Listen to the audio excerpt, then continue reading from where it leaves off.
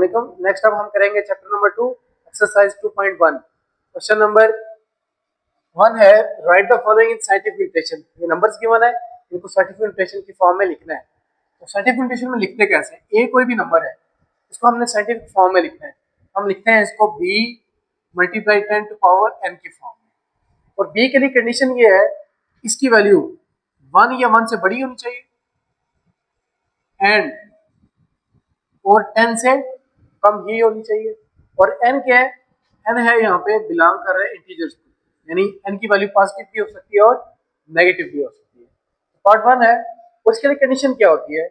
हम लिखते हैं किस फॉर्म में? फॉर एग्जांपल अगर ऐसी है 502 है, ठीक है, इसको हमने साइंटिफिक फॉर्म में लिखना है। पॉइंट के पे भी नहीं है तो इसका मतलब यहाँ पे मौजूद है लास्ट पे। अब पॉइंट को हमने यहाँ पे लेके आना है, लेफ्ट साइड पे सिर्फ एक नॉन जीरो नंबर रहना चाहिए आपके पास, तो आ जाएगा 5.0। अब जितने डिजिट मूव किए हैं उतनी 10 की पावर आएगी। अगर राइट से लेफ्ट किए तो पॉजिटिव आएगी, और अगर लेफ्ट से राइट करेंगे तो नेगेटिव आएगी। इसका आंसर आ जाएगा 2। ये आ जाएगी इसकी साइंटिफिक नोटेशन। ये थी एग्जांपल। अब करते हैं क्वेश्चन। पार्ट 1 है 4.567। अब देखिए लेफ्ट साइड पे एक नॉन जीरो नंबर मौजूद है, यानी इसकी स्टैंडर्ड फॉर्म पहले से ही गिवन है, तो इसमें कोई भी वैल्यू 10 की पावर नहीं आएगी। मतलब क्या आ जाएगी? 10 की पावर 0 की फॉर्म में लिख देंगे, क्योंकि 10 टू पावर 0 1 होता है। नंबर 2, यहाँ पे है पॉइंट, हमें चाहिए कहाँ पे? यहाँ पे 8.6। अब पॉइंट को यहाँ पे मूव करेंगे, आ जाएगा 8.64275। कितना डिजिट मूव किया है? 1 2 3 एंड 4। 4 डिजिट हमने मूव किया है, राइट से लेफ्ट मूव किया है। इस वजह से पावर क्या आ जाएगी 10 की? पॉजिटिव। 4 है तो 4 आ जाएगा। नेक्स्ट पार्ट 3 है। अब यहाँ पे पॉइंट कहीं पे भी नहीं है, तो इसका मतलब लास्ट पे है यहाँ पे। इसको हमें यहाँ पे चाहिए 1.522013 मल्टीप्लाई 10 की पावर। अब पावर यहाँ से देखेंगे 1 2 3 4 5 एंड 6। 6 डिजिट हमने मूव किया है राइट से लेफ्ट, इस तरह से इसकी पावर क्या आ जाएगी? 6। नेक्स्ट ये वैल्यू आ गई है, इसमें भी पॉइंट कहीं पे भी नहीं है, इसका मतलब है यहाँ पे लास्ट आ गया। इसको हम लिख सकते हैं 6। अब हमें चाहिए यहाँ पे 6.1198 मल्टीप्लाई 10 टू पावर। कितना डिजिट हमने मूव किया है? 1 2 3 4 5 6 7 एंड 8।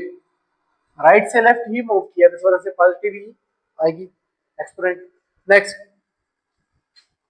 पॉइंट यहाँ पे है, हमें यहाँ पे चाहिए 1.022024 मल्टीप्लाई 10 टू पावर। अब कितने डिजिट मूव किया है? 1 2 एंड 3, 10 टू पावर आ जाएगा 3।